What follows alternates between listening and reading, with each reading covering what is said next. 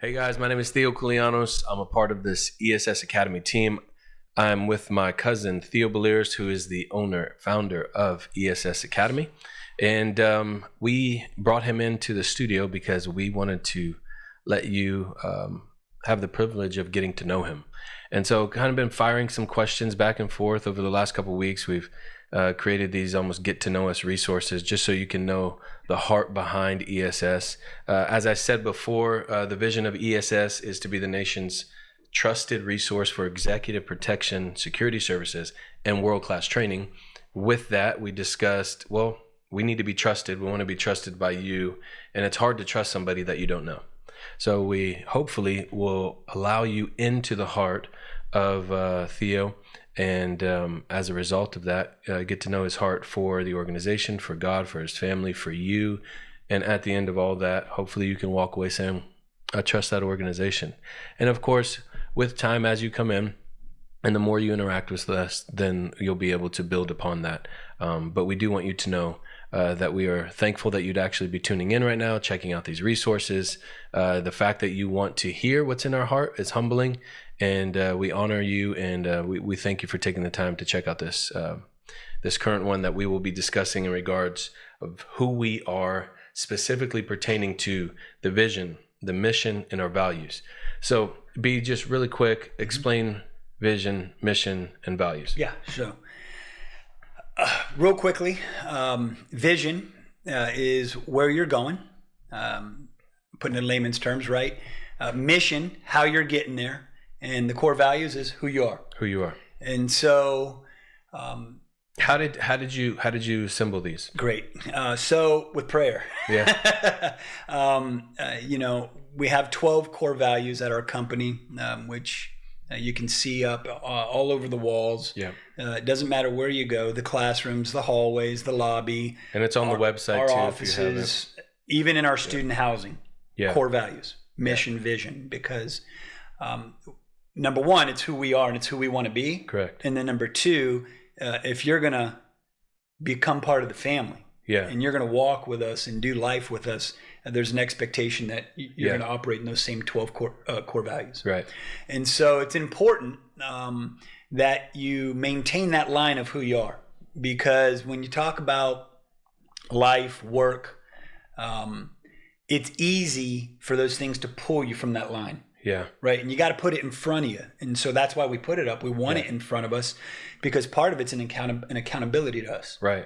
And so, a job could come in where it's not part of the vision. Yep. It's not who we are. And so, but money has a voice, right? Yeah. It has a loud voice. And so sometimes the money's saying, take the job.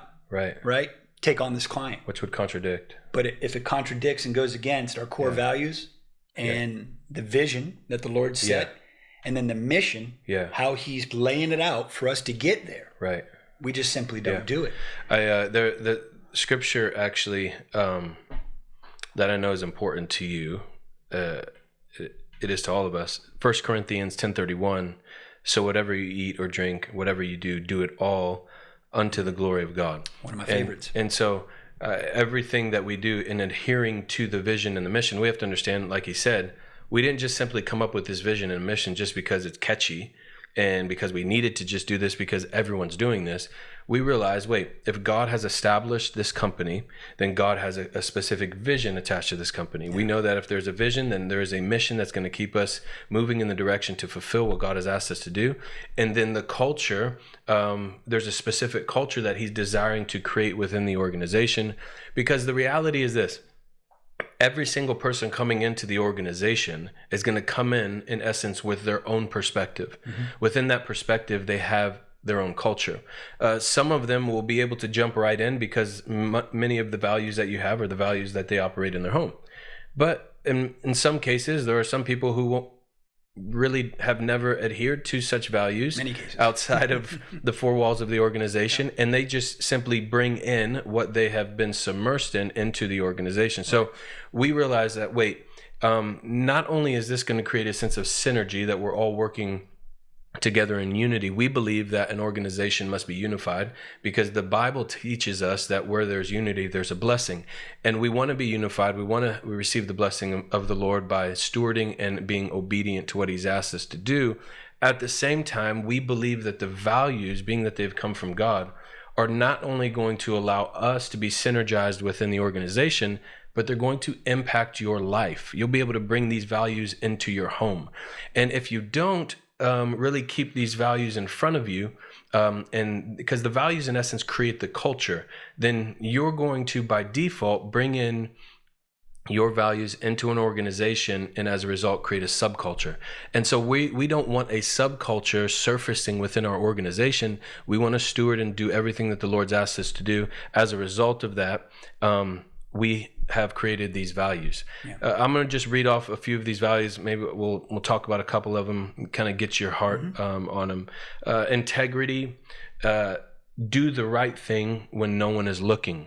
Well, I was going to read a few of them, but I feel like we should stop right there. Integrity, doing the right thing when no one is looking. Explain to me what you mean by that, doing the right thing when no one's looking. Yeah, so, it's easy to do the right things when eyes are on you. But how do you, even just in life, forget about just work, but what does your life look like behind the scenes? And what does it look like when the spotlight's not on you, when people aren't?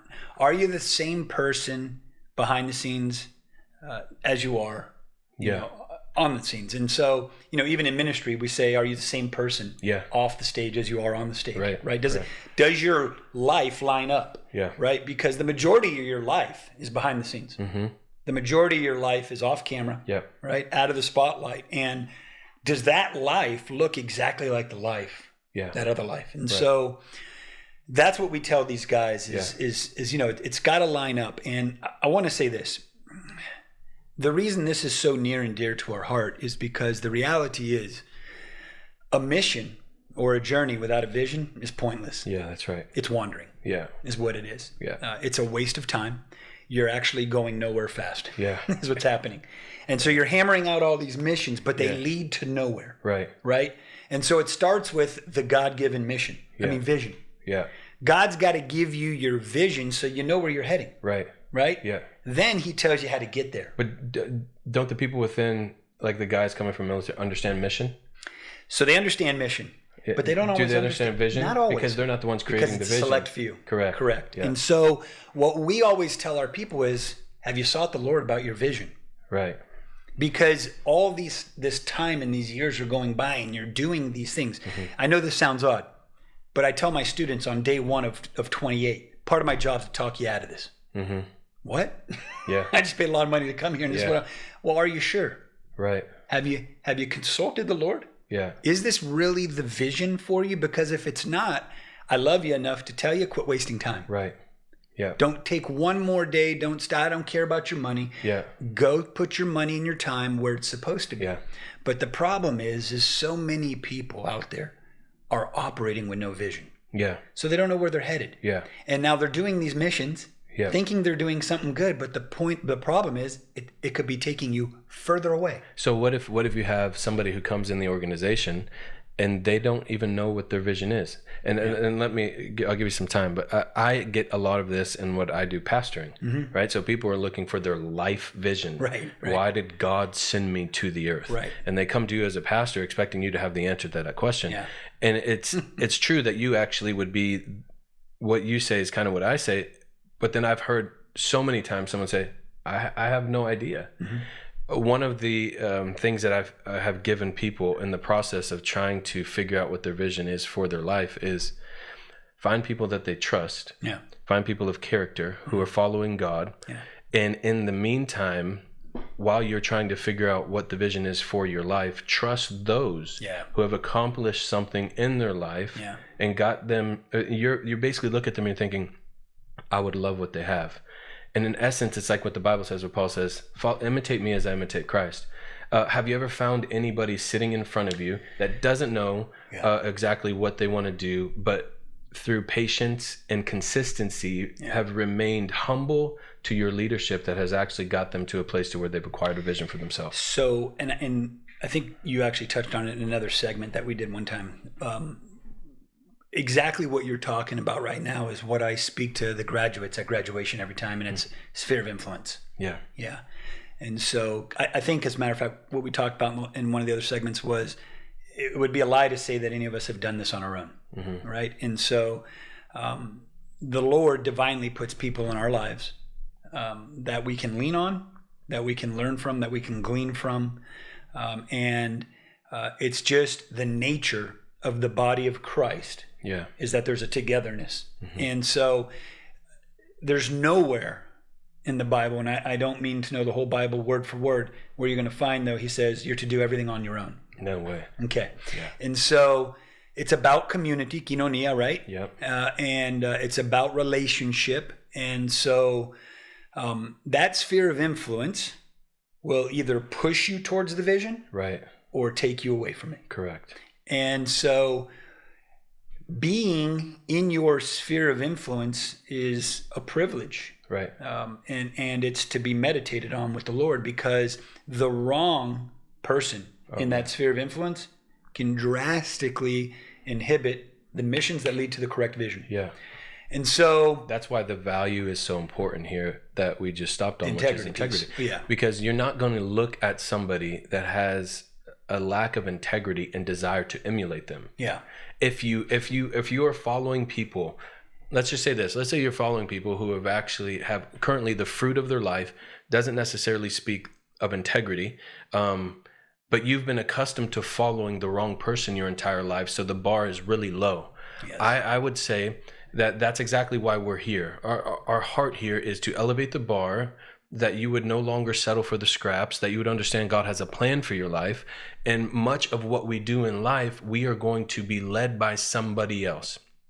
It doesn't matter. You got to think, this is Jesus, the Son of God. He says, I'm only doing what the Father tells me to do.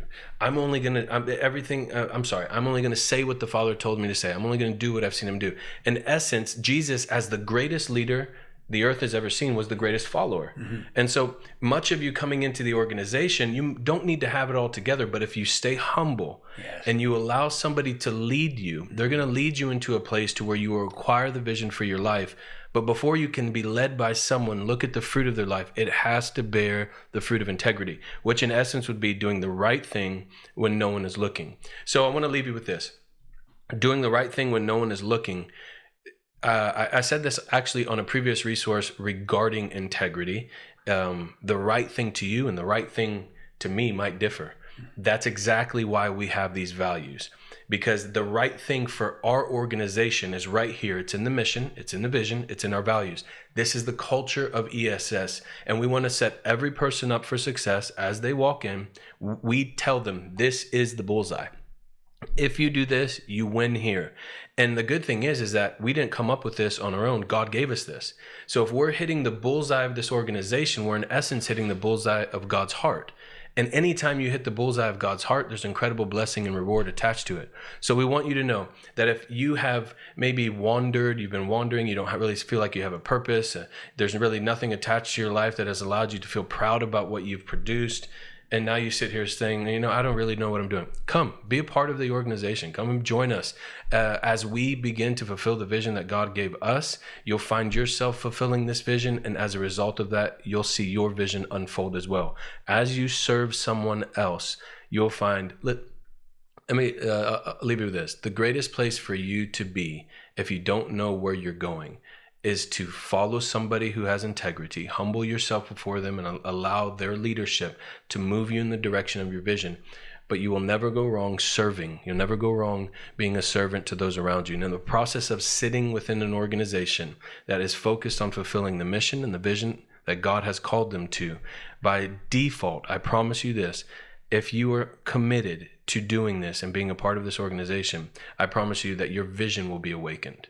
And so we want you to know that if you don't have it right now, we feel confident enough to tell you that if you would come and submit yourself, be humble, whatever it might look like, to somebody, whether it's this organization, whether it's a church, a pastor, somebody who's producing fruit that reflects the heart of Jesus, you'll find yourself living the life God called you to live, and you will have a vision for your life as well.